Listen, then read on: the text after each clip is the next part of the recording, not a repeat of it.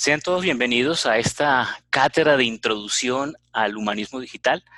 Este es nuestro primer encuentro. En el día de hoy vamos a tratar de hacer un recorrido histórico por el desarrollo de esta palabra, de esta expresión, de este desarrollo conceptual como lo es el humanismo digital. Entonces, lo primero que tenemos que decir es en este momento de introducción es que el origen del humanismo está fuertemente ligado al Renacimiento. Entonces, en este contexto,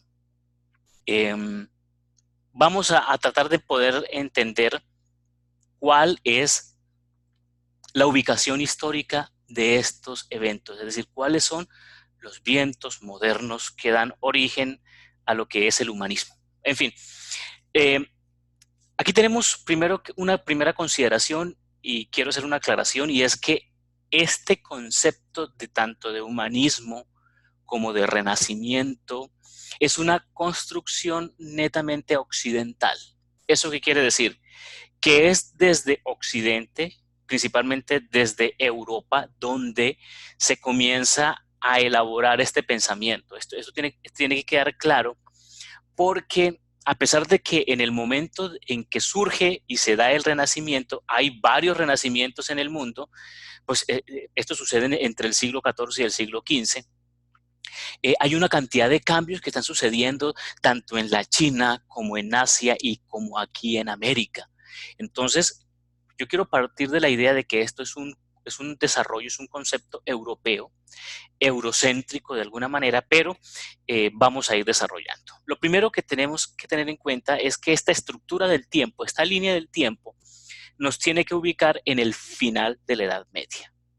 Para hablar del fin de la Edad Media, bueno, primero, ¿qué es la Edad Media? La Edad Media es el tiempo transcurrido entre una antigüedad y un mundo moderno. Es un tiempo que se calcula de más de 1000 años. Entonces, en esto del fin de la Edad Media, todavía los historiadores no se ponen de acuerdo. Algunos dicen que la fecha del fin de la Edad Media es el año de 1453, año en el cual los turcos otomanos revientan a fuego de cañón las murallas de Constantinopla y la toman. Este momento es importante. ¿Por qué? Porque van a haber muchos griegos, muchos eh, bizantinos, así se le llamaba al Imperio Romano de Oriente, cuya capital es Constantinopla o Bizancio. Muchos van a huir de esta invasión y se van a refugiar en Italia, en ciudades como cuáles, como Florencia, como Venecia, que es donde va a surgir el Renacimiento. Esto es importante tenerlo en cuenta. Entonces, estos hombres, los turcos otomanos, destruyen el último bastión del Imperio Romano, que es Constantinopla, y entonces a partir de allí comienza el fin de la Edad Media. Otros consideran que el fin de la Edad Media comienza con el descubrimiento de América, con el año de 1492, porque este es el primer momento en el cual Europa descubre que hay un mundo más allá del mare tenebroso, un finisterre. Es decir, que hay un mundo donde ellos creían que era el mar tenebroso y el fin de la tierra, ¿no? El finisterre del que hablaban. Entonces esto lo que hace es romper un poco la concepción del mundo y dice, bueno, los europeos no estamos solos, hay otros eh, congéneres en el mundo, ¿cierto? Hay otros lugares por conquistar, hay otros lugares por conocer, por descubrir. Bien, entonces tenemos que ese es el punto. Ahora, ¿qué sucede aquí a partir de este momento? ¿Cuál es la ruptura que se va a ver en la Edad Media? La Edad Media viene de un tiempo larguísimo, más o menos entre 1000 y 1300 años, en los cuales el fundamento de la vida es Dios. La Edad Media es netamente cristiana, el poder lo tiene la Iglesia, principalmente la Iglesia Católica, porque es la única que hay en ese momento. Luego, con el Renacimiento, va a venir la Reforma, de la cual vamos a hablar ahora. Pero lo que quiero explicarles es que la estructura, lo que sostiene la sociedad, es Dios. El teocentrismo le llamamos a este pensamiento en el cual todo gira en torno a Dios. Pero resulta que al final de la Edad Media, después de la peste negra, que acaba con la tercera parte de Europa y que lo que ocasiona es que la gente comience a pensar un poquito en la vida temporal, comienza a redescubrirse el mundo de los antiguos, el mundo de los griegos, los textos antiguos griegos y latinos que vienen con las personas que migran huyendo de la violencia de Constantinopla a Italia. Y entre esos se descubre pues los antiguos filósofos griegos. Entre ellos tenemos Protágoras, que dice que el hombre es la medida de todas las cosas. Allí pueden ver ustedes en pantalla el hombre de Vitruvio, que es como la mayor expresión de la humanidad. El hombre es el centro de todo y todo gira en torno a él, ¿cierto? Bien. También tenemos que este mismo retorno a los ideales clásicos griegos y romanos se explica en la medida en que la migración de hombres que vienen del mundo griego, de Bizancio, y que llegan a Europa, pues ellos traen esas bibliotecas, traen esos libros, traen este nuevo conocimiento. Es importante saber aquí que en el mundo europeo, quienes tenían acceso a la filosofía eran la mayoría de los religiosos, en los monasterios, en las escuelas palatinas, o sea, en los palacios, y desde luego en los seminarios, o lo que van a ser las órdenes religiosas y los conventos, ¿no? Es decir, el conocimiento está concentrado aquí, solo ellos tienen acceso al conocimiento, pero es un conocimiento en latín. En cambio, a partir de la destrucción de Constantinopla, los europeos van a tener acceso al griego. Van a conocer esta lengua maravillosa y complicada como lo es el griego, en la cual están escritos los diálogos de Platón y las obras de Aristóteles. Entonces, por esto hay un retorno a los ideales clásicos, tanto de Grecia como de Roma. Bueno, vamos ahora sí a desarrollar el concepto. O sea, ¿qué significa la palabra humanismo? Bueno, ¿cuándo se emplea la palabra humanismo, cierto? La palabra humanismo, pues, proviene de la lengua romana, de la lengua italiana, de la lengua romance italiana. Fue usada principalmente para designar, para explicar o para hablar de los profesores que enseñaban retórica, que enseñaban literatura, que enseñaban las artes que van a llamar liberales. Entonces, aquí aparecen que quienes enseñan la pintura, quienes enseñan la literatura, quienes enseñan el griego, se les llaman profesor de humanismos o de humanidades. Entonces la expresión abstracta pues se usa en la época, pero se usa simplemente para designar al profesor. Van a ser los eruditos alemanes, los intelectuales alemanes de principios del siglo XIX quienes van a emplear la palabra humanista para referirse a los filósofos del Renacimiento. Vamos entonces ahora a ir entrando en qué factores favorecieron el desarrollo del humanismo en Europa. Tenemos entonces el primero, y lo vamos a ver cuando entremos en el tema de la escritura, es la invención de la imprenta. El origen de la imprenta más o menos se remonta al siglo XIII en China. Son los chinos los que van a establecer el primer modelo de lo que va a ser la imprenta. Pero un noble de origen alemán llamado Johann Gutenberg va a emplear este conocimiento de los chinos y lo va a modificar poniéndole tipos móviles y va a hacer lo que es la invención de la imprenta. ¿Por qué la invención de la imprenta es tan importante y hace una ruptura con la Edad Media? Resulta que en la Edad Media quienes tenían acceso a los libros eran o muy ricos o religiosos. Pero el pueblo vulgo como tal, el pueblo común y silvestre, primero no sabía leer latín, no tenía acceso a la escritura ni a la lectura y por tanto no tenía acceso a los libros. Ahora bien, no solamente bastaba con saber leer en latín, sino que también había que tener acceso a los libros. ¿Quiénes podían tener acceso a los libros? Los monjes en las abadías. Hay una película muy interesante que quiero recomendar en este momento, aunque sería más interesante si leyeran el libro. El libro se llama En nombre de la rosa, el autor es Humberto Eco, uno de los más grandes medievalistas de la historia, murió hace, creo que el año pasado. Humberto Eco escribió este libro, En nombre de la rosa, y hay una película muy buena, más o menos del año 96, que tiene el mismo nombre, En nombre de la rosa, y es con Sean Connery, es un actorazo. Vale la pena que la vean y les permite recrear ese mundo de la biblioteca, de la abadía, ese mundo en el cual los libros son prohibidos y no se pueden tocar. La imprenta lo que permite es que el libro deje de ser prohibido y salga de la biblioteca de los monasterios y llegue a las manos del pueblo. Eso es lo que va a hacer la imprenta. La imprenta va a tener es la primera revolución del conocimiento.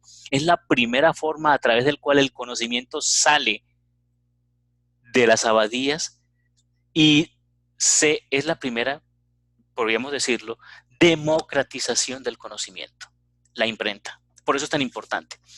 Lo otro es que van a aparecer personajes aquí que le vamos a conocer como mecenas. ¿Qué es un mecenas? Es un rico, sea un papa, sea un obispo, sea un cardenal, sea un noble, un banquero, que va a promocionar las artes, las obras arquitectónicas, que va a pagar, va a dar el padrinazgo a los pintores, escultores e inventores de la época y va a permitir que se desarrolle el conocimiento de la ciencia, de la pintura, de la escultura, y que se manifieste y se haga patente. Esto es muy importante porque van a ser los mecenas los que van a hacer que florezcan las grandes ciudades renacentistas. En el caso de Florencia, por ejemplo, los Medici, en el caso de Roma, los papas que van a pasar y que van a promover las artes y la pintura y la escultura y las construcciones de las grandes basílicas y las grandes catedrales y van a permitir que esto se haga posible. Los mecenas. Lo otro es las universidades. Hacia el siglo XIII aparecen las escuelas, aparecen las universidades. En España, por ejemplo, la Universidad de Alcalá de Henares, en Bélgica, la Universidad de Lovaina, la Universidad de Colonia, en Alemania, bueno, en fin, la Universidad de París, todas ellas patrocinadas por la Iglesia, religiosas, pagadas y patrocinadas también por los reyes, pero van a ser las universidades donde se va a tener por primera vez el concepto de universitas, es decir, de lo universal. Y entonces estas escuelas, estas universidades que van a consolidarse hacia el siglo XV van a contribuir para la expansión del pensamiento humanista por toda Europa. Ya lo vamos a ver, grandes figuras como Erasmo de Rotterdam, por ejemplo, o Tomás Moro, vienen de las universidades de estos tiempos. Otro factor importante que tenemos son analizar los rasgos. Vamos a ver cuáles son aquellos rasgos que tiene el humanismo renacentista. El primero es que es antropocentrista o antropocéntrico. ¿Qué quiere decir esto? Les había dicho que en la Edad Media el centro de todo es Dios. Por tanto, todos los valores de la Edad Media están movidos hacia la eternidad, hacia el encuentro con Dios. Todo va a ser, todo apunta hacia allá, hacia Dios. Pero con el descubrimiento de las ciencias, con el desarrollo de la astronomía, por ejemplo, los avances de Kepler, de la teoría heliocéntrica de Nicolás Copérnico, las observaciones y hallazgos de Galileo Galilei. Aquí nos vamos a dar cuenta de que en últimas no es Dios el centro, sino el hombre, porque es el hombre el que conoce, es el hombre el que explora, es el hombre que es la medida de todas las cosas, como lo dijo Protágoras. Entonces el antropocentrismo es uno de los valores importantes. El otro valor es el pacifismo o irenismo. Hay una necesidad de querer pacificar el mundo. Esto es importante porque nos trae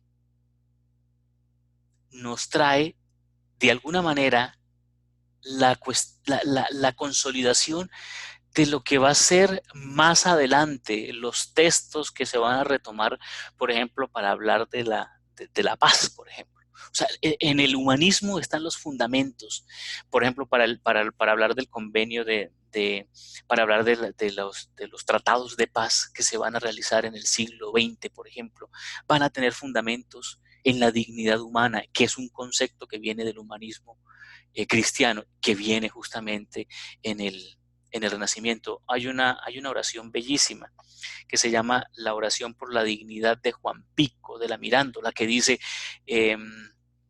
comienza a hablar del hombre, comienza a decir, lo hiciste poco inferior a los ángeles, como lo dice en el Salmo 8, está por encima de todas las criaturas.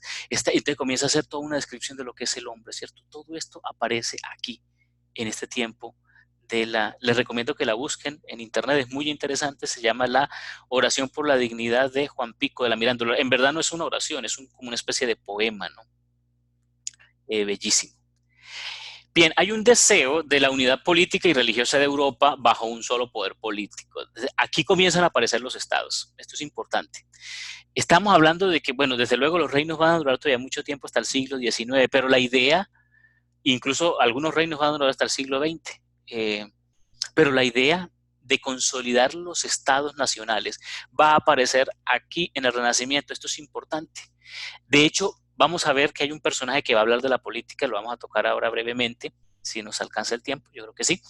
Entonces, pero esto es importante. También hay un deseo de la unificación religiosa, pero desde luego ese deseo se va a quedar en deseo porque aquí va a venir una reforma protestante que lo que va a hacer es prácticamente resquebrajar Europa religiosamente. Hay un deseo y hay una imitación de la lengua y del pensamiento de los clásicos griegos. Es decir, que la mayoría de los escritores ya no van a escribir, al estilo medieval o al estilo de los escritores medievales, sino que van a escribir como los griegos, ¿cierto? Aquí van a salir figuras grandísimas de la poesía, por ejemplo, como Petrarca, van a salir figuras de la literatura bellísimas como Dante Alighieri, o como Tomás Campanella, o como Tomás Moro, o en fin, tantos de este mundo tan grande como lo es el Renacimiento, porque vamos a ver que hay muchos personajes. El otro rasgo es que hay un equilibrio, que la expresión debe ser diáfana, debe ser precisa en el pensamiento, no debe dar las vueltas y los giros que daban, por ejemplo, los escritos medievales, sino que deben ser directos, no recargados, no pomposos como escribían los medievales, sino directos y claros. Bueno, aquí tenemos el primer personaje del que les quería hablar, bueno, uno de los más importantes, Tomás Moro, fue canonizado el siglo pasado. Abogado y escritor y político y humanista, laico, no es religioso, esto es muy interesante. Era el secretario del rey Enrique VIII en Inglaterra. Su obra más grande, más amplia es Utopía, que fue un neologismo que él mismo creó. La palabra utopía no existía antes de Tomás Moro, él la inventa. Entre otras cosas, la obra Utopía tuvo en el año, se celebraron 500 años de esta obra en el año 2016. 500 años de la obra Utopía de Tomás Moro. Y se hizo una celebración bellísima en la Universidad de Lovaina, en Bélgica. Fue ejecutado por Enrique VIII porque se opuso a su segundo matrimonio, al divorcio. Entonces, ustedes conocerán la historia de Enrique VIII, el fundador del anglicanismo, ¿cierto? Él está casado, su esposa la repudia, ha tenido dificultades para los hijos, etc. La deja, se consigue se casa tiene un affair con las hermanas Bolenas y pide el divorcio a la Santa Sede. Resulta que en el catolicismo no existe el divorcio. El divorcio no existe como figura jurídica ni como figura religiosa, sino que existe la nulidad matrimonial. ¿Y la nulidad matrimonial qué es? La nulidad matrimonial es decir que, dadas las condiciones, hubo una celebración de un rito religioso, pero no hubo sacramento. Por tanto, ese matrimonio es nulo. Es una figura un poco compleja, pero no existe el divorcio. Entonces, al no aceptar este divorcio o esta nulidad matrimonial, Enrique VIII se separa del poder de la autoridad papal y él mismo funda su propia iglesia, que es el anglicanismo, ¿cierto? Fue proclamado santo y mártir en 1935. Juan Pablo II lo proclamó patrono de los políticos. Un hombre coherente con su fe y que dio su vida por sus creencias y se le dio a escoger entre Dios y el rey y desde luego escogió por Dios, no por el rey. Esa es una de las figuras, es un libro maravilloso que yo creo que ustedes podrían leer y podrían... sí, desde luego. También vamos a mencionarlos a ellos, vamos a hablar de Erasmo de Rotterdam y su bellísima obra El elogio de la locura, por ejemplo. Ellos eran amigos, entre otras cosas. Es más, Erasmo de Rotterdam era el rector de la Universidad de Lovaina y Tomás Moro va a publicar la obra Utopía es en la Universidad de Lovaina. La Universidad de Lovaina es quien le publica la obra Utopía. Muchas gracias por el dato aquí que nos comparte.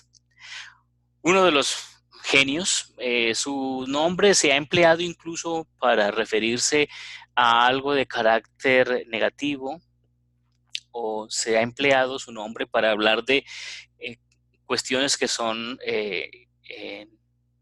poco éticas, ¿no? Esta persona es muy maquiavélica.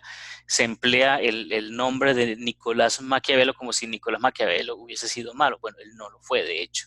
Solamente escribió un tratado muy interesante, se llama El Príncipe, inspirado probablemente en César Borgia, el príncipe de las milicias papales de los estados pontificios, de los ejércitos de los estados pontificios en ese momento, hijo del Papa Alejandro VI.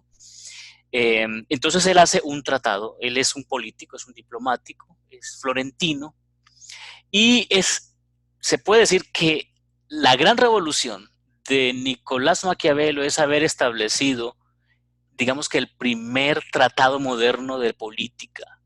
No el primer tratado de política, porque ya Aristóteles había escrito la política y ya había escrito Platón la República, sino que es el primer tratado moderno, el primero que estudia un caso particular que es en su obra El Príncipe, ¿cierto? ¿En qué consiste? Bueno, El Príncipe es un análisis de el comportamiento del gobernante que ejerce el poder. Una de sus frases más comunes es mejor ser temido que ser amado, por ejemplo. Porque cuando se ama a alguien se le puede ofender, pero cuando se le teme, no se le ofende, se le obedece. Él es un hombre que es partidario de la República. En este tiempo, recordemos que están el tema de de las ciudades-estados, y la República es la unificación justamente de esos estados. Es uno de los teóricos más notables del Renacimiento. Su obra es grandiosa, todavía es vigente, es un clásico de la literatura política. Es de fácil acceso, lo pueden encontrar fácil en internet, si alguno quiere leerlo, es muy recomendado. Una de sus frases comunes es esta: el fin justifica los medios. No. Entonces, esto implica que para conseguir los medios que se quieren, los fines que se quieran, se pueden emplear cualquier medio, incluso los inmorales. Bueno, aquí tenemos uno de los grandes predicadores, Fray Girolamo Savonarola, un fraile dominico. Lo traje porque este hombre representa algo muy interesante. Este fraile es como si tuviera un pie en la modernidad y otro pie en la Edad Media, ¿no? Es un profeta. Va a condenar los excesos del papado, por ejemplo, del Papa Alejandro VI, del Papa. Finalmente lo van a quemar en hoguera, pero es muy interesante porque son de esas personas excéntricas que refriegan el pecado de la época en la cara a la gente, ¿no? Les está diciendo, les está criticando las costumbres renacentistas. Recuerden que el Renacimiento también es un tiempo de las frivolidades, no es el tiempo no en el que nace la moda es anterior al Renacimiento, pero es un tiempo en el cual la frivolidad comienza a ser parte, ¿no? Hay una obra, una novela, yo no sé si será Los Borgia, de Mario Puzo, en el cual presentan a un Nicolás Maquiavelo comiéndose los mazapanes de Leonardo da Vinci, las maquetas hechas de mazapanes de Leonardo da Vinci, ¿cierto? Eso es parte como de los excesos, ese es también el tiempo en el cual comienzan aquí las gastronomías, ¿no? En el mundo europeo, ¿verdad? Entonces, este tipo es interesante porque lo que hace es una denuncia de las frivolidades, predica sus ideales de pobreza, va en contra, como les decía, del lujo, del derroche, del afán de placer, en fin. Bueno, es un hombre, como les dije, fue condenado a morir en una hoguera por la Inquisición y bueno, ella también le tiene su plaza en Europa. El compañero hace algún momento mencionó a Erasmo de Rotterdam, John Osorio, aquí lo tenemos. Erasmo de Rotterdam sí es el máximo exponente del humanismo renacentista. Erasmo de Rotterdam podríamos decir que es la mente más abierta de la época. Bueno, por algo fue uno de los rectores de la Universidad de Lovaina, ¿no?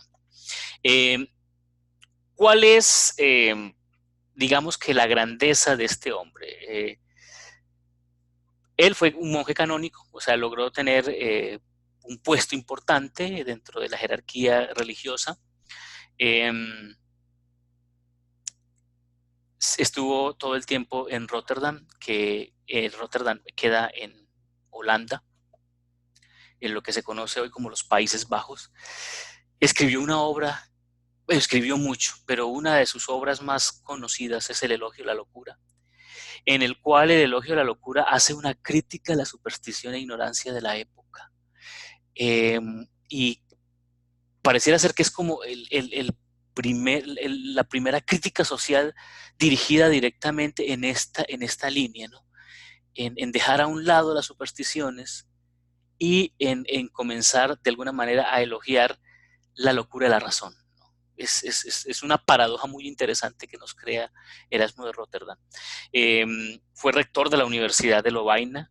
Su influencia fue grande tanto para algunos católicos como para algunos protestantes, aunque fue rechazado también por muchos protestantes y fue rechazado, por ejemplo, por los jesuitas. Los jesuitas, San Ignacio de Loyola prohibía que sus monjes o sus religiosos leyeran a Erasmo de Rotterdam. No estuvo de acuerdo, no aceptó la reforma de Lutero, estuvo más bien en contra de ello. Pero lo interesante de Rotterdam es que él descubrió que en el cristianismo hay unas semillas muy interesantes de las humanidades. Es decir, no podemos hablar de humanismo sin tener en cuenta muchos valores que lo conforman, que provienen del cristianismo. A partir de Erasmo, cualquiera puede discutir, opinar, aprender de teología. Esto es lo interesante. Erasmo democratiza, por así decirlo, el pensamiento teológico principalmente en su universidad, que va a ser la Universidad de Lovaina. La controversia, la diferencia, las disputas son siempre bienvenidas para Erasmo. Y esto es algo que raya con el mundo ortodoxo, cerrado a veces de algunas posturas dogmáticas, ¿no? Tenemos el otro personaje muy interesante, que es Martín Lutero. Lutero, pues fue un monje agustiniano alemán. Él probablemente estaba obsesionado con la lectura de la carta a los romanos y hace una interpretación sobre el tema de la predestinación, que esto es importante. Hace una visita a Roma, se escandaliza con lo que ve allá, con el lujo, el derroche, y a partir de ese impacto, de esa experiencia non santas, comienza a escribir las 95 tesis, se pone en contra de la venta de indulgencias, está en contra de muchos puntos teológicos con la iglesia. Entonces, lo que va a hacer es justamente una separación, fue excomulgado, pero lo interesante de Lutero es la traducción que hace del latín de la Biblia al alemán. Entonces tenemos que Lutero es el primer traductor de la Biblia de una lengua religiosa, una lengua sacra, como lo es el latín, a una lengua común o una lengua vernácula. Se les llama vernácula a las lenguas de cada pueblo, ¿cierto? Es la primera traducción y desde luego aprovechando que estaba la imprenta, pues hicieron esta gran obra de la literatura que se sigue leyendo. Es el libro más leído, entre otras cosas, en la lista de los bestsellers más leídos en el mundo, la Biblia. Entonces, a Lutero se le debe la reforma. Ahora, ¿en qué consistió la reforma? La reforma consistió en 3 puntos muy interesantes que vale la pena analizar. Tenemos todavía tiempo para analizarlos. El primer punto es la idea de sola escritura, es decir, significa que no existen otras fuentes de revelación diferentes a la escritura. Esto es un rechazo frontal tanto a la tradición del catolicismo como a la jerarquía. Porque recuerden ustedes que en el catolicismo las fuentes de la revelación son 3, la tradición, la jerarquía y la Sagrada Escritura. Para Lutero la única fuente de la revelación es la Sagrada Escritura. El segundo punto es la sola fe. Lutero creía que solo por la fe se salvan las personas. Es una fe fiduciaria, es decir, es una fe autoconvencida de sí misma, en el cual yo afirmo que tengo fe y creo fuertemente en la fe que tengo y en la fe en Cristo y entonces recibo la salvación. No necesito las obras porque la fe es divina, es un don de Dios y si la tengo es porque Dios me la ha dado y por tanto si la tengo es porque voy a ser salvo. Y tercero, solo Cristo, es decir, no existe salvación sino solamente por Jesús. Y esto implica que no existe ningún mediador entre Dios y los hombres sino Jesucristo, como lo dice la carta a los Hebreos. Entonces, eh, no necesitamos la mediación de la iglesia, sino la mediación de Cristo, nada más. Bueno, eso es como aquí tenemos al pedagogo de todos los tiempos, es el primero que va a hacer reflexiones en torno a la pedagogía, es Luis Vives, eh, y es uno también de las expresiones del humanismo renacentista. Eh, Vamos a pasar brevemente eh, al último, que me interesa porque este estuvo aquí en América, y también es expresión del humanismo. Fray Bartolomé de las Casas, él fue obispo de Chiapas en México y fue un gran defensor de los indios. Cuando los españoles llegaron a América, la primera idea que tuvieron de los indígenas eran que eran homúnculos, es decir, eran hombres con forma, eran animales con forma humana. Eh, sí, muy bien lo que nos dice John Osorio. John nos dice que planteó la necesidad de liberar a la Iglesia Católica de la rigidez. Sí, sí, sí, desde luego. Eh, Lutero fue de los primeros en permitir qué pena volviendo al tema de Lutero, que se casaran sus clérigos, ¿no? Los de la Reforma. Muchos eran los pastores que van a ser los pastores de la Reforma, pues van a estar casados. Y sí, sí, efectivamente, Lutero fue uno de los estudiantes de Erasmo, aunque Erasmo rechazó la Reforma protestante. Lo interesante de Fray Bartolomé, de este fraile y obispo dominico, es que va a defender a los indios, va a decir, no, los indios también tienen alma. Esto va a ser una revolución porque si los indios tienen alma, entonces no podemos explotarlo como lo hemos venido explotando. Y a él se le debe ser prácticamente el primer defensor desde las reuniones de Burgos y luego desde el establecimiento de las políticas de las Indias, el que va a detener el abuso indígena. Desde luego no va a permitir que las pestes y que las enfermedades que vienen desde Europa maten a los indígenas, pero va a permitir por lo menos, va a detener un poco la barbarie del mundo europeo con los nativos americanos. Bueno, esto es como lo más importante que quería decir de él. Vamos a entrar entonces a las conclusiones para dar espacio a las preguntas y a las interacciones con ustedes. Son las 9:40 de la noche en este momento.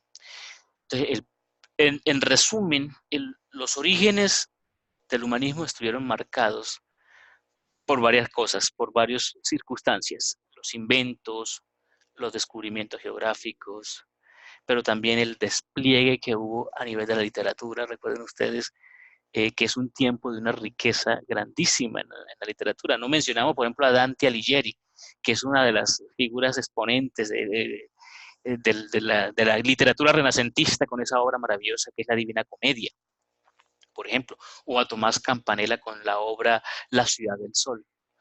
Eh, es un tiempo de despliegue cultural y artístico donde las figuras de Miguel Ángel, Leonardo da Vinci, Donatello, eh, Alexandro Botticelli van a estar en boga tanto por las obras de arquitectura, o por la escultura o la pintura.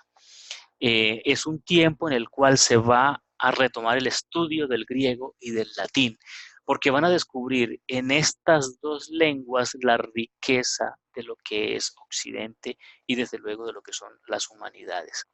Es un tiempo de una crisis religiosa, una crisis a nivel institucional, eh, eh, que viene con la reforma de Martín Lutero, desde luego, con su seguidor Calvino y luego Zwinglio, que van a ser los que van a hacer las reformas, la reforma protestante y desde luego a la que se va a unir Enrique VIII. Es un tiempo de una riqueza profunda porque lo que va a permitir es una diversidad de pensamientos y de formas. Por ejemplo, aquí porque no tenemos el tiempo de analizar el Renacimiento en España. El Renacimiento en España eh, va a tener una eclosión de literatura que escasamente se equipara a algunos de los momentos que se llama el siglo de oro español, ¿no? Donde tenemos a Teresa de Ávila, Pedro de Alcántara, Pedro Calderón de la Barca, pero también está Cervantes, pero están escribiendo obras religiosas, espirituales, hay místicos, hay... Entonces, es una cosa de una riqueza, se escribe la Celestina, por ejemplo, es una cosa de una, el Lazarillo de Tormes, de una riqueza de la literatura increíble que va a haber en España, por ejemplo. Aquí nos escribe Juan Camilo acerca de las 95 tesis. Y las 95 tesis son los 95 puntos en los cuales Martín Lutero va a poner en una de las catedrales de Alemania y donde proclama las razones por las cuales invita a la iglesia a una reforma, ¿verdad? Desde luego, la iglesia no aceptó las 95 tesis porque pues afectaban los intereses que tienen que ver con la jerarquía, con la estructura y con la autoridad temporal. Esto generó una crisis que luego la respuesta del catolicismo va a ser un poco lenta, pero va a ser con la contrarreforma, es decir, con el Concilio de Trento. Muchas gracias a Juan Camilo por recordar el dato. Como decía, un tiempo de una crisis religiosa. Ahí les tengo el tema de la contrarreforma. También es el tiempo que va a permitir el desarrollo del barroco como una expresión artística, ¿no? Bueno, hemos terminado, digamos que lo básico, los elementos del origen del Renacimiento hasta ahora. Ahora me gustaría responder a sus inquietudes, si tienen preguntas, si quieren participar eh, a través de nuestro chat. Entonces, estoy atento en este momento. Damos paso a este espacio, tenemos unos 10 minutos para ello, así que les escucho. Si necesitan que se profundicen o tienen alguna pregunta, alguna inquietud o profundizar en algún aspecto en específico, entonces pues estamos atentos a sus inquietudes. Hay una obra, hay un libro que me gustaría recomendarlo para que lo lean. Eh, yo lo recomiendo mucho, es una novela un poco histórica, mm, es histórica como género, pero no de historia, ¿no? Y es una novela erótica, se llama El Anatomista, el autor es Federico Andahasi. Federico Andahasi es un escritor argentino, le gusta mucho el tema del mundo antiguo y psicoanalista también. Es muy, muy, muy interesante la novela, se la recomiendo bastante, le va a permitir entender esos descubrimientos anatómicos tan importantes, porque en el Renacimiento, paréntesis, es el tiempo también de la anatomía, donde aparece la anatomía como ciencia. Entonces es el descubrimiento de una parte del cuerpo de la mujer que parecía secreto y desconocido, como lo era el clítoris, ¿cierto? Entonces a partir de allí es una novela muy, muy interesante y se la recomiendo. a todos ustedes, una novela de hace muchos años ya, como del 90 y algo, pero en serio que vale la pena que la lean. Es corta, son unas 200 páginas, pero es un deleite. La verdad que recomendadísima, por si alguno quiere leer. Se llama El anatomista de Federico Andajasi. Aquí nos dice Juan Camilo que es muy buena, que él la leyó hace algunos años y que es excelente. Muchas gracias. Vale la pena que la lean, es muy, muy interesante y la recomiendo bastante, la recomiendo bastante. Yo en todos los encuentros les voy a estar recomendando algunos libros para los que sean amantes de la lectura y quieren leerlos, ¿cierto? En el próximo encuentro también vamos a tener algunas referencias bibliográficas. A ver, sí, sí, Carlos. Ese Enrique VIII fue uno de los reyes eh, eh, ingleses. Él sí mandó decapitar a sus esposas, es cierto. Sí, no podía tener hijos y finalmente complicado, porque pues quien va a quedar en el trono va a ser una hija que él había despreciado, que va a ser Elizabeth, va a ser Elizabeth I, ¿cierto? La reina Elizabeth, um, tiene una historia fascinante, la reina virgen, le llaman al rey porque nunca se casó, porque para ella su matrimonio fue con Inglaterra. Eh,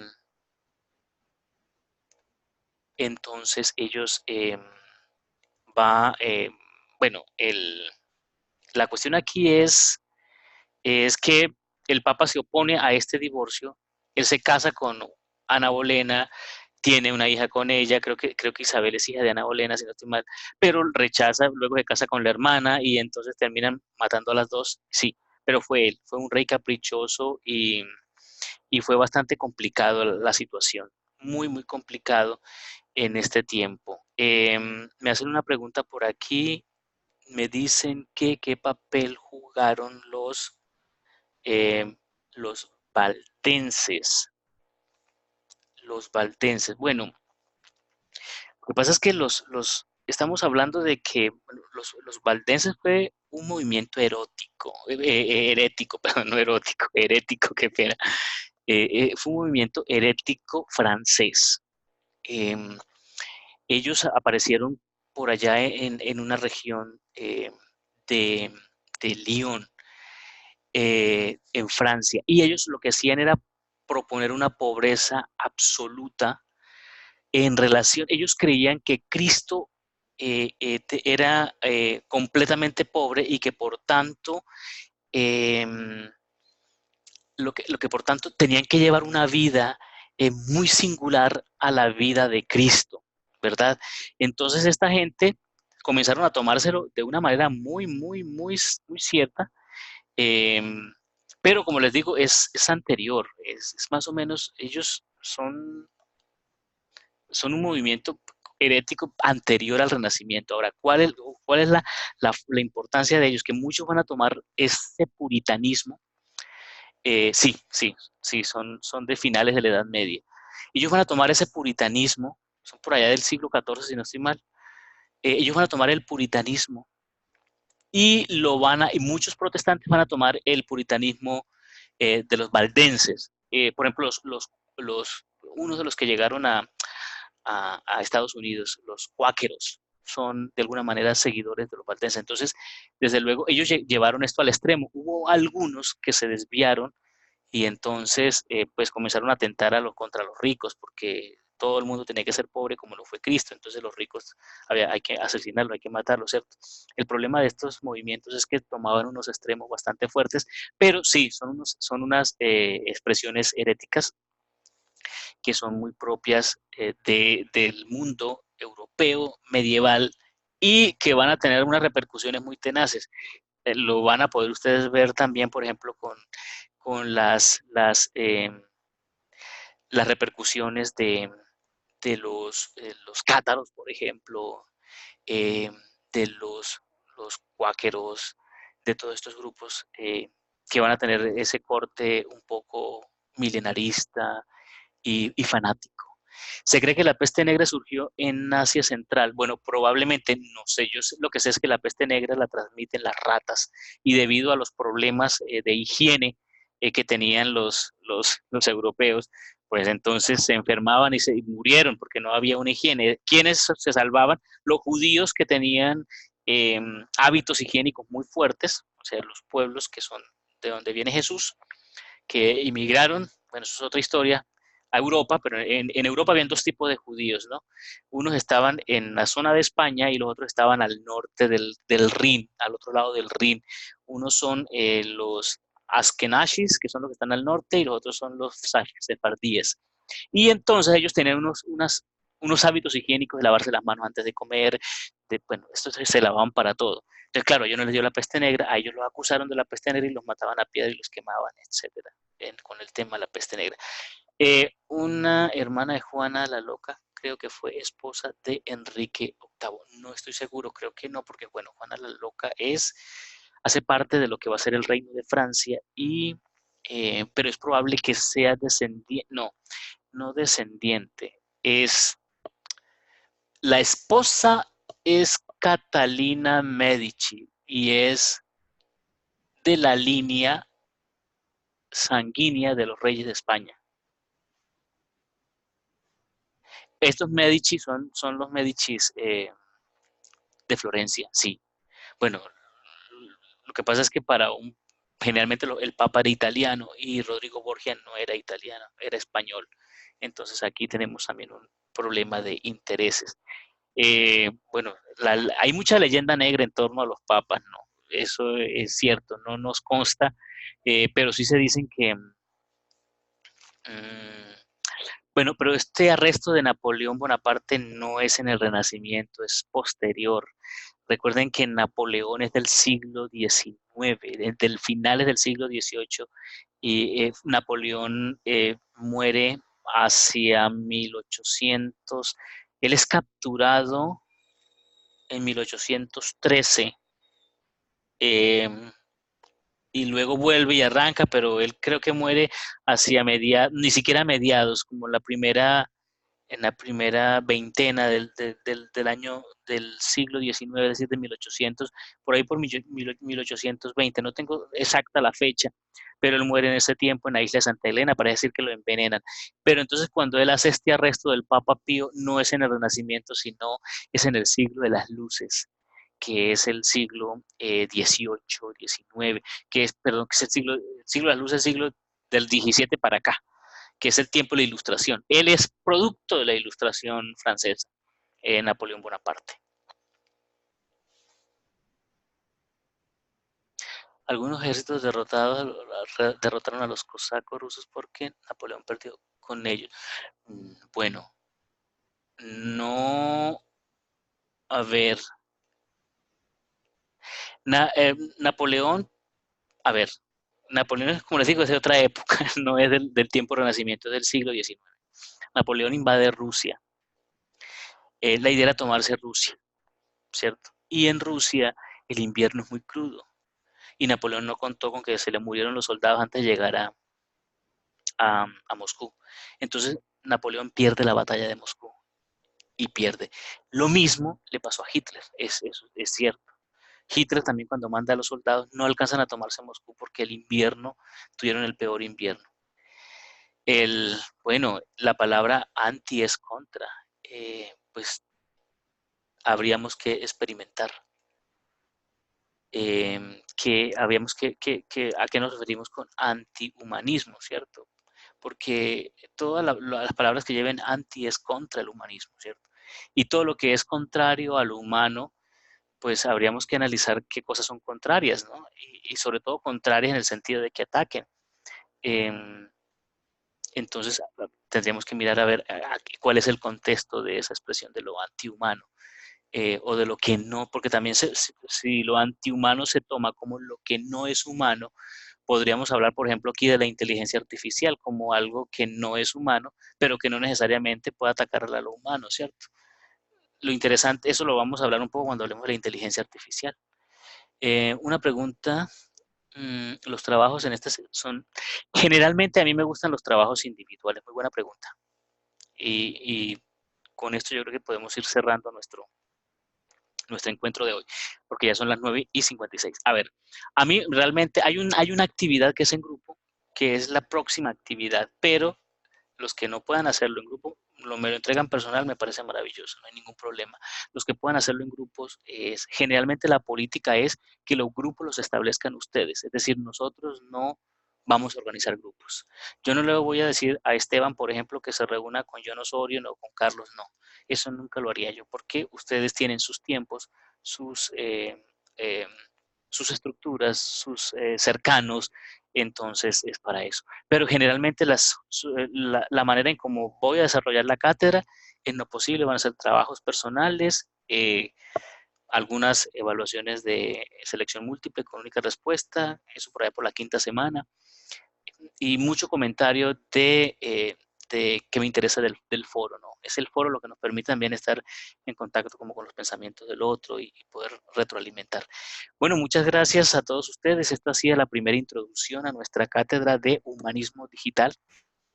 Espero nos sigamos encontrando. Voy a poner, voy a detener la grabación y espero nos sigamos encontrando a lo largo de este tiempo. Y bueno, muchas gracias a todos por la participación y por la audiencia que bueno, que ha estado nutrida.